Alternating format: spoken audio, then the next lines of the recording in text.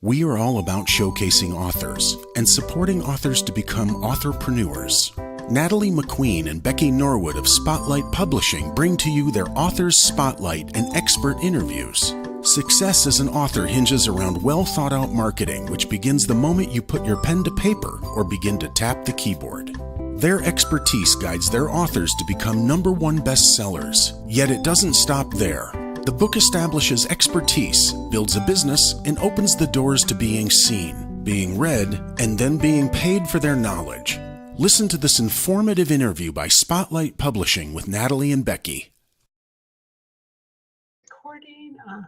All right.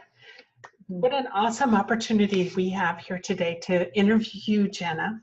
You have such an amazing reputation here in Arizona. As both as an acclaimed journalist, as an author.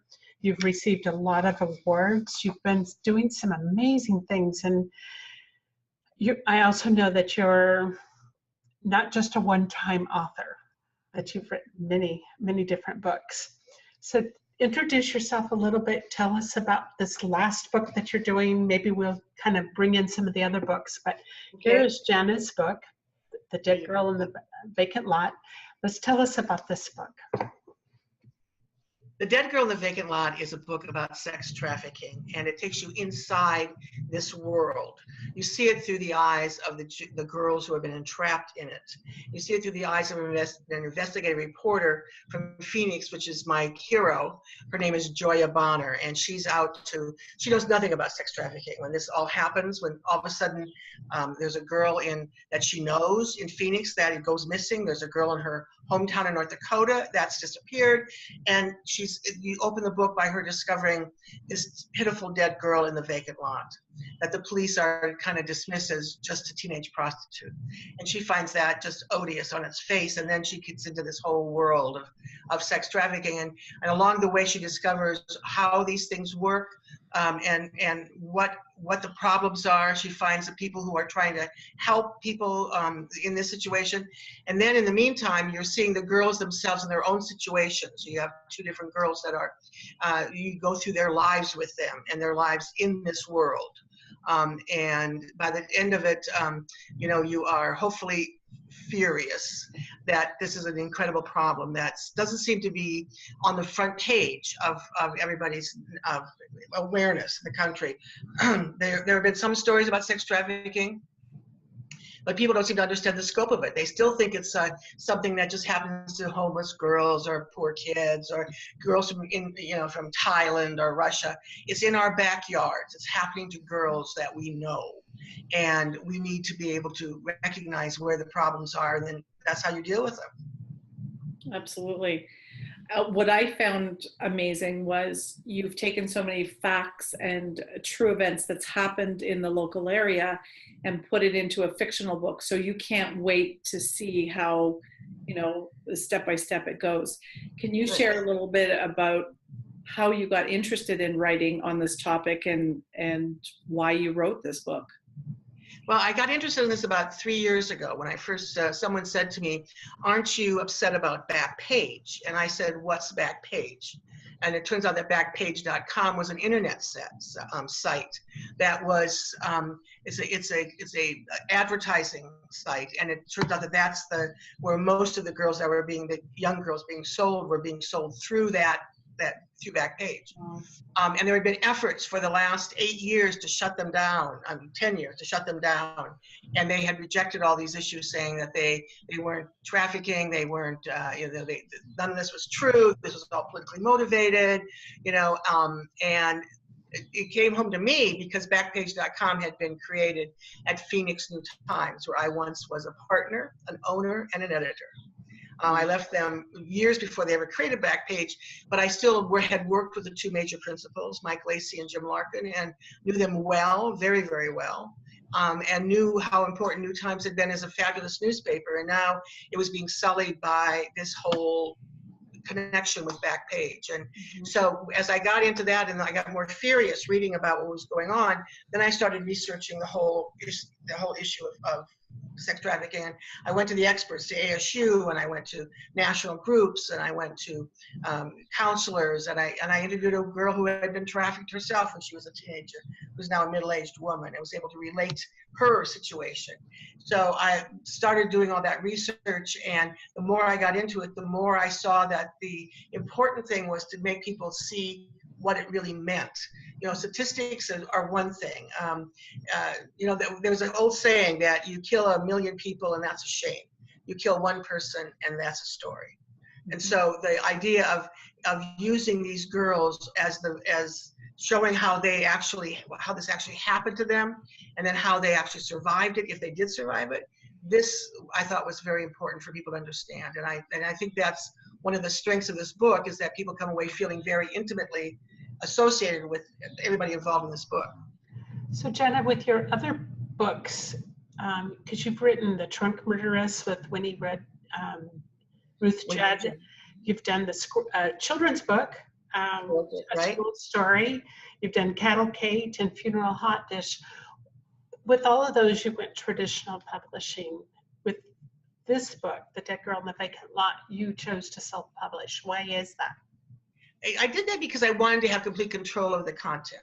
I mean, I knew that some parts of this thing are a little squeamish, and I tried to be very careful not to sensationalize this in any way, but just to be but straightforward and bold and tell you the truth. And I didn't want anybody trying to water that down. I didn't want anybody messing around with that. I wanted the control of the content, so I could say what I had to say. And I also thought that I could market it probably better than most publishers, because most publishers are not very good at marketing, to tell you the truth. And I found you guys, and that was fantastic. So you helped me with that. And I just thought that this was a book that would sell itself, that I could present this book and it would find an audience. Yeah. So I hope. You're writing another book now, correct?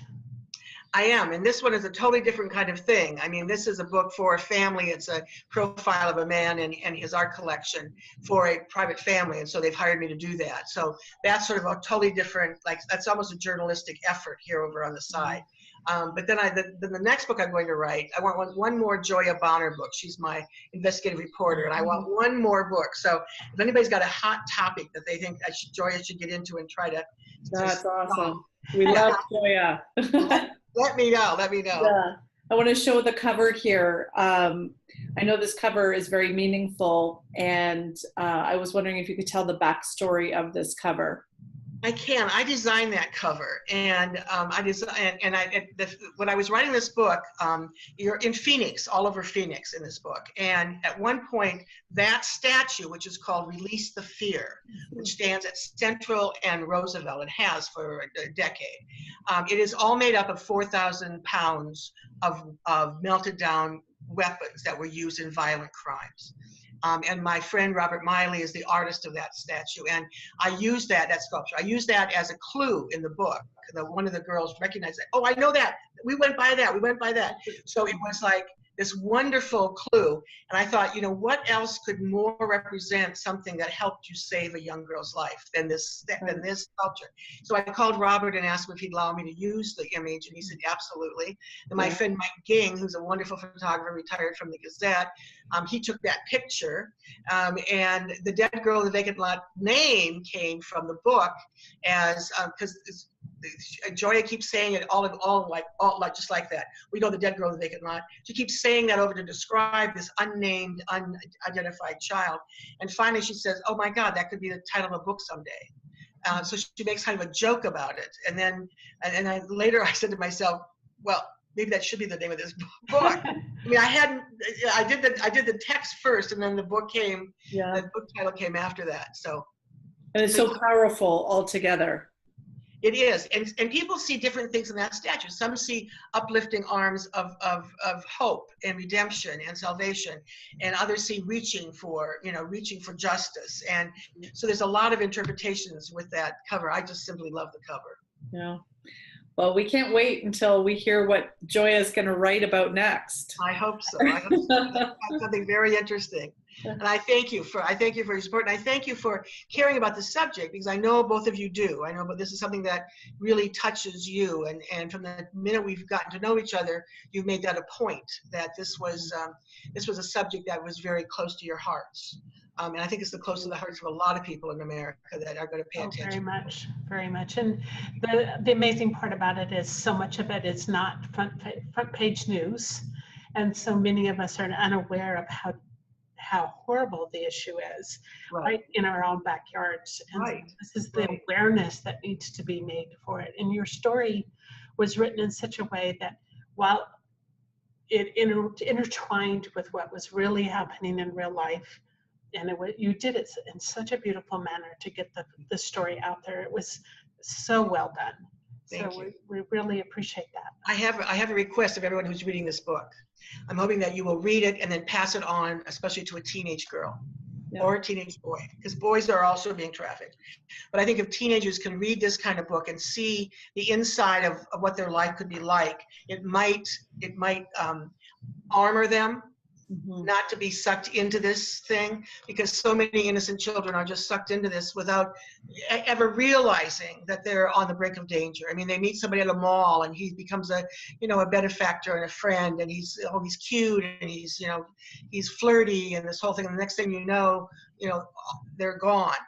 One of my girls, in fact, they say the most terrifying chapter of the entire book is the second chapter, where my North Dakota girl meets her pimp at her grandmother's funeral. Yeah. She thinks he's the love of her life, and she follows him, and she thinks this is the most magnificent man in the world. And this is based on an actual true story. And so I'm hoping that teenagers will also be exposed to this and will get smarter. Yeah. Not just in them reading it, but also in the awareness that they can have to watch out for their friends. Right, exactly. Watch for the signs. Yeah. Right. One other thing that I thought was very unique was that you put those back pages and really went chapter by chapter and showed, the true events, the locations, who you spoke with to learn about what you've written. And that was powerful. Well, as a journalist, I have to satisfy my journalistic soul, and so the way I do that is with my endnotes. I do that in every book I write, actually. Lately, in the last 5 years, even the nonfiction book, even the historical novel, Cattle Kate, which is about the only woman ever lynched in the nation as a cattle rustler. The whole end was the endnotes that tell you the entire true story of this woman, Ella Watson, who had been lynched. So that even if you want to know the true story, there it is. If you want to just enjoy the story that I weave around those events, then that's fine too. But in this case, I also thought it was important that you knew what was happening, and what what everything was, and what the citations were, and where the information came from, so that you didn't think that this was in any way blown up or misrepresented. I wanted to be sure that people knew that this is exactly how it's happening. Yeah, perfect. Well, it's been a joy working with you, and we look forward to the next book. Good. Me too. And I thank you so much.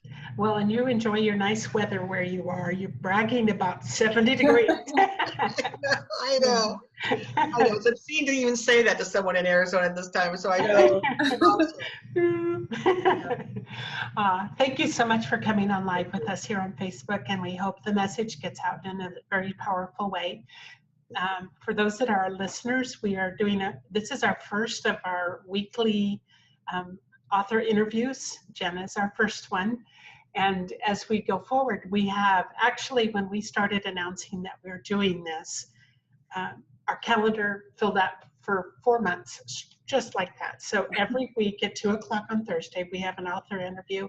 It will be shared throughout Facebook, but also go on to the YouTube channel. And you'll get a copy of the recording on this too. Thank you. Good. All right. Well, good luck in the future. I'm sure they're going to be fascinating. I'm going to tune in myself to hear the other authors. Thank you, Jana. All right. Thank you. All right. Bye-bye. Bye-bye. Bye.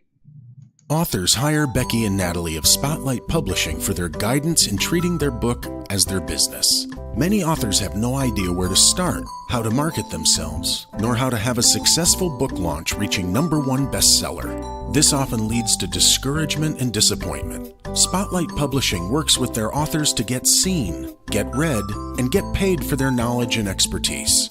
For more information, go to www.spotlightonyourbusiness.com. Spotlight Publishing. Your book is your business.